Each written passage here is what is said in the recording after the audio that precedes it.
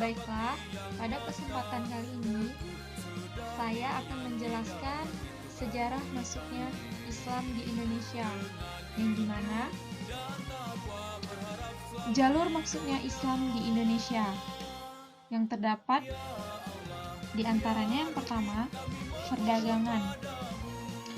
Agama Islam masuk dan berkembang ke Indonesia melalui jalur perdagangan. Hal ini karena didukung oleh letak Indonesia yang sangat strategis sebagai jalur perdagangan dan bahkan menjadi pusat perdagangan di beberapa wilayah di Indonesia. Yang kedua yaitu perkawinan. Para pedagang Muslim yang datang ke Indonesia untuk berdagang datang tanpa membawa keluarga mereka. Hal ini akhirnya mereka di Indonesia menetap dan setelah itu menikah dengan penduduk lokal dengan syarat harus memeluk Islam terlebih dahulu. Yang ketiga yaitu pendidikan. Perkembangan lembaga pendidikan pesantren yang lebih mengutamakan pendidikan agama dengan menyediakan tempat menginap bagi para muridnya, membuat perkembangan Islam di Indonesia semakin pesat.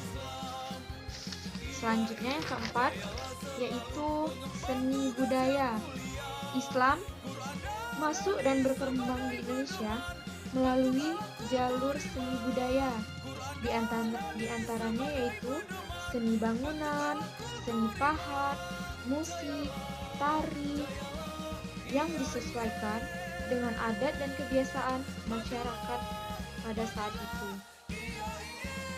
Nah, terdapat teori masuknya Islam di Indonesia, yang dimana yang pertama teori Gujarat. Teori Gujarat ialah yang dimana menurut para sarjana-sarjana Belanda mengatakan bahwa Islam yang masuk ke Indonesia berasal dari Gujarat yang terjadi pada abad ke-13 atau abad ke-7 Hijriah.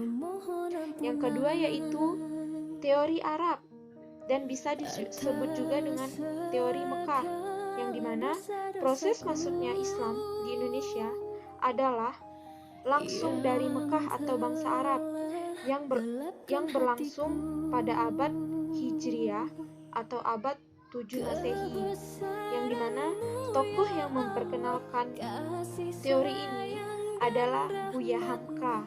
Ia adalah seorang ulama sekaligus sastrawan Indonesia. Yang ketiga yaitu teori Persia, yang dimana Islam yang masuk ke Indonesia berasal dari Persia atau Iran sekarang, yang dimana didasarkan pada kesamaan budaya dan tradisi yang berkembang antara masyarakat Persia dan Indonesia. Sekian materi yang saya sampaikan.